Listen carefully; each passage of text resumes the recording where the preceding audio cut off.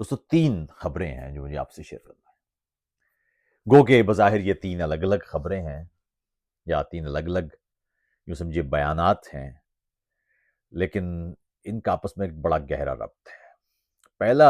پہلی خبر یا پہلا جو معاملہ ہے، پیش رفت ہے، وہ یہ ہے کہ اقوام متحدہ کے جو ایک ورکنگ گروپ ہے اس نے اپنے ایک اوپینین میں کہا ہے کہ سابق وزیر اعظم عمران خان کو منمانی کے طور پر یا جبری طور پر بغیر کسی باقاعدہ مقدمے کے یا کسی اچھے مقدمے کے یا کسی مضبوط مقدمے کے انہیں جیل میں رکھا گیا ہے، اس لیے انہیں فوری طور پر رہا کیا جائے اور انہیں اس کا ہرجانہ بھی ادا کیا جائے۔ یہ کم از کم ریمیڈی ہے، ایک خبر۔ دوسری خبر ہے کہ عمران خان کی کابینہ میں شامل ایک وزیر نے کہا ہے کہ وہ تب اپنے دور میں کہتے رہے عمران خان کو کہ اپنے مخالفین خصوصاً احسن اقبال، شاہد خاقان عباسی، مفتاح اسماعیل، ان کے خلاف جعلی مقدمات نہ بنائیں، ثناء اللہ کے خلاف جعلی مقدمہ نہ بنائیں، لیکن وہ نہیں مانے۔ بقول فواد چودھری کے کہ انہوں نے اس بارے میں کہا کہ ایسے مقدمات پھر ہم پر بھی بنیں گے، لیکن ان کی بات نہ مانی گئی۔ دوسری خبر۔ تیسری خبر یہ ہے کہ پاکستان میں جو حالیہ بجٹ ہے، اس بجٹ میں اشرافیہ کی مراعات میں کچھ اور اضافہ ہو گیا ہے اور عام افراد خصوصاً متوسط طبقے اس کے اوپر بوجھ کچھ اور بڑھ گیا ہے۔ یہ 3 خبریں ہیں۔ ان 3 خبروں کا گو کہ آپس میں کوئی براہ راست تعلق تو نہیں ہے، لیکن اگر آپ ان کے پیچھے جائیں تو ان کے بیچ ایک عجیب سا تعلق ہے بھی۔ پہلی بات یہ ہے کہ آپ کو ایک طرف یہ ضرور نعرے نظر آ رہے ہوں گے کہ جی عمران خان پر جو مقدمہ چل رہا ہے اس میں کسی اور ملک کو مداخلت کی ہمت کیسے ہوئی، یا کسی اور بین الاقوامی ادارے کو کیوں پکارا گیا۔ اس سے پہلے امریکہ میں ایک قرارداد بھی منظور ہوئی جس میں حالیہ انتخابات اس پر سوالیہ نشانات ڈالے گئے، نشانات لگائے گئے، اور پاکستان میں یہ شور اٹھتا ہم نے دیکھا کہ اب ایک طرف عمران خان اور ان کی جماعت یہ کہتے پھر رہے تھے ایبسلوٹلی ناٹ کا نعرہ لگا کے کہ ہم پاکستان میں کسی بھی طرح کی کوئی بھی بیرونی مداخلت قبول نہیں کریں گے، اور اسی طرح وہ امریکہ پر یہ الزام بھی لگاتے رہے کہ انہوں نے عمران خان کی حکومت تبدیل کی ہے یا ختم کروائی ہے، اور اب وہ امریکہ ہی سے مدد بھی مانگ رہے ہیں۔ یہ جملے بھی ہیں، لیکن یہ جملے تو بہت عام سے جملے ہیں، ان کے پیچھے جائیے آپ۔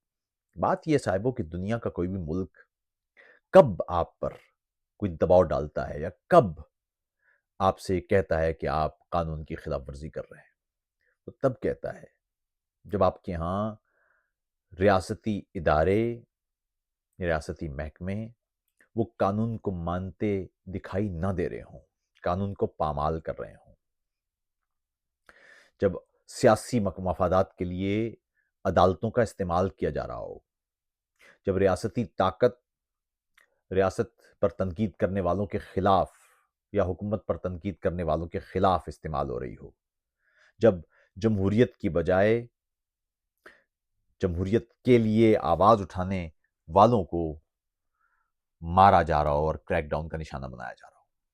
ایک سادہ سا معاملہ ہے کہ اگر کسی ملک میں قانون پر عمل درآمد ہو رہا ہو، اگر آپ کا مسئلہ عمران خان نہ ہو بلکہ اگر کوئی جرم ہے تو وہ ہو، تو پھر عالمی اداروں یا کسی ورکنگ گروپ یا کسی بیرونی تنظیم کی جانب سے ایسی کوئی سٹیٹمنٹ آئے تو آپ کے پاس ایک بھرپور جواب ہوتا ہے۔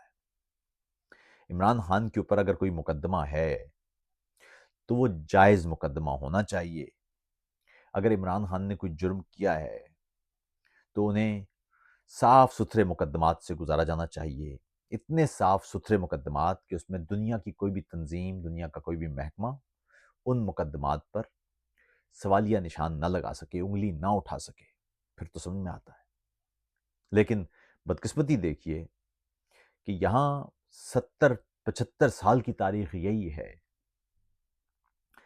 کہ جب بھی مقدمات قائم ہوتے ہیں ان کا ایک مقصد ہوتا ہے، ان کا مقصد جرم کا خاتمہ نہیں ہوتا، اس کا مقصد مجرم کو سبق، مجرم کو، یہاں مجرم کوٹیشن میں کہہ رہا ہوں میں، ریاست کی نظر میں جو مجرم ہے اس کو سبق سکھانا ہوتا ہے۔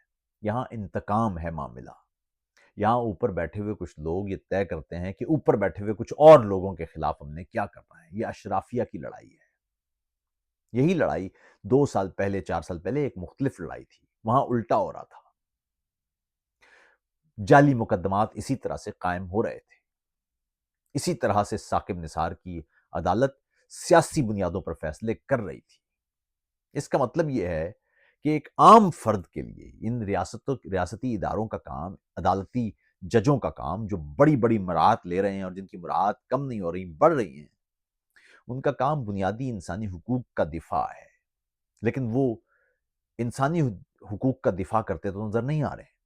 وہ آج سے 4-5 سال پہلے عمران خان کے دور میں، عمران خان کے یا اس دور کی حکومت کے ناقدین کو جس انداز سے جعل ساز مقدموں میں سزائیں سنا رہے تھے، وہ ہمارے سامنے تھا۔ اور اب قاضی فائز عیسیٰ کی عدالت ہے اور اسی طرح سے بے شمار جعلی مقدمات ہیں، اور ان کا بھی وہی حال ہے جو ہو رہا ہے۔ اس بیچ میں سب سے خوفناک معاملہ یہ ہے کہ ملک میں جو بنیاد ہے اس تمام جمہوری معاملے کی، یعنی ملک کا لو مڈل کلاس اور مڈل کلاس کا جو پورا طبقہ ہے، وہ طبقہ شدید اذیت کا شکار ہے۔ ملک مہنگائی، بدامنی اور اسی انداز سے دیگر عوامی شعبوں میں تباہی کا منظر پیش کر رہا ہے۔ اس تباہی میں کس کا کتنا کردار ہے اس پر بحث ہو سکتی ہے، لیکن ہے یہ دائرہ ہی۔ آپ یہ دیکھیے کہ نواز شریف کا دور تھا تو اس وقت عمران خان اور ان کی جماعت کے لوگ مہنگائی کے خلاف نعرے لگایا کرتے تھے۔ اسی طرح جب آصف زرداری کا دور تھا تو نون لیگ کے لوگ آصف زرداری کے خلاف اور مہنگائی کے خلاف نعرے لگایا کرتے تھے۔ جب مجھے یاد ہے کہ زرداری صاحب کا دور تھا تو اس دور میں شہباز شریف وہ کہا کرتے تھے کہ بجلی نہ ہونے پر، وہ ایک وزیر اعلیٰ ہوتے ہوئے انہوں نے ایک بڑے مظاہرے کا انعقاد کیا تھا، اور اس میں انہوں نے اس وقت کے صدر آصف علی زرداری کو بہت برا بھلا کہا تھا۔ اس وقت سلمان تاثیر سے بھی نون لیگ کی جھڑپیں ہوا کرتی تھی۔ پھر نون لیگ کی حکومت آئی تو یہی کام پی ٹی آئی سے کروایا گیا۔ اس وقت مہنگائی کا نعرہ لگا کے بے شمار مرتبہ وہ ہم نے مظاہرے دیکھے، اور بعد میں پتہ چلا کہ وہ پاناما لیک تھا یا وہ انتخابی دھاندلی کے دھرنے تھے، وہ سب کے سب فوجی اشرافیہ کے سپانسرڈ کردہ تھے۔ اور اس کے بعد پھر جب عمران خان کا دور آیا تو ہم نے یہ دیکھا کہ نون لیگ کے وہی لوگ جو اپنے دور میں مہنگائی کا دفاع کیا کرتے تھے، انہوں نے عمران خان حکومت پر الزام لگانا شروع کر دیے، اور اسی طرح یا مظاہرے کرنا شروع کر دیے، اور اسی طرح جو عمران خان حکومت میں شامل لوگ نون لیگ کے دور میں مہنگائی کا شکوہ کیا کرتے تھے، وہ لٹرلی ویڈیوز بنا کر ہمیں بتا رہے تھے کہ مہنگائی تو کوئی ہے ہی نہیں، مہنگائی تو ہے ہی نہیں، عوام کے پاس تو سب کچھ ہے، سب کچھ کھا پی رہے ہیں۔ اور اس کے بعد جب عمران خان کی حکومت گئی اور یہ پی ٹی ایم کی حکومت آئی، تو پی ڈی ایم کی حکومت اور اس کے بعد اب جو نون لیگ کی حکومت ہے، اس میں پھر وہی معاملہ ہے، پھر وہی عمران خان کے لوگ جو اس وقت مہنگائی کا دفاع کر رہے تھے وہ اب مہنگائی کا شکوہ کر رہے ہیں، اور جو عمران خان کے دور میں مہنگائی کا شکوہ کر رہے تھے نون لیگ کے لوگ، وہ اب مہنگائی کا دفاع کر رہے ہیں۔ اس کا مطلب یہ ہے کہ ایسے ہی چلنا ہے۔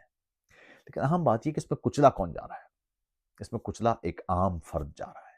ملک میں تعلیم کا معیار اور تعلیمی ادارے نیچے جا رہے ہیں، ملک میں صحت کا نظام نیچے جا رہا ہے، ملک میں جمہوری راستہ نیچے جا رہا ہے، پارلیمان کی سپریمیسی نیچے جا رہا ہے، دستور نیچے جا رہا ہے، ملک کے محکمے نیچے جا رہے ہیں اور ادارے ٹوٹ پھوٹ رہے ہیں۔ اس کا حل کیا ہوگا یا اس کا نتیجہ کیا نکلے گا؟ اس کا نتیجہ یہ نکلے گا کہ پاکستان کمزور سے کمزور تر ہوتا چلا جائے گا۔ راستہ کیا ہے؟ حل کیا ہے؟ حل سادہ سا ہے۔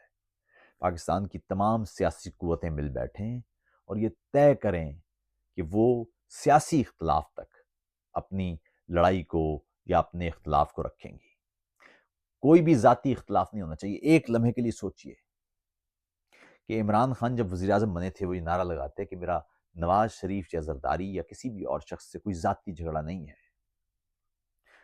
کسی نے جرم کیا ہے تو عدالتوں کو انہیں چھوڑنا نہیں چاہیے، کسی نے جرم نہیں کیا ہے تو عدالتوں کو بے ناحق بے جا انہیں سزا دینا نہیں چاہیے۔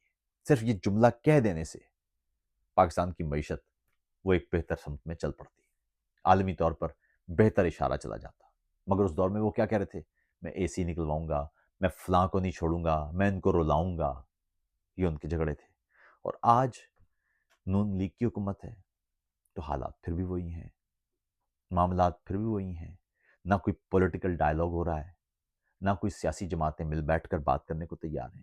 اور اس میں سب سے زیادہ پھر دوش پی ٹی آئی کا ہی ہے، کیونکہ وہ پولیٹیکل ڈائلاگ پر یقین ہی نہیں رکھتی۔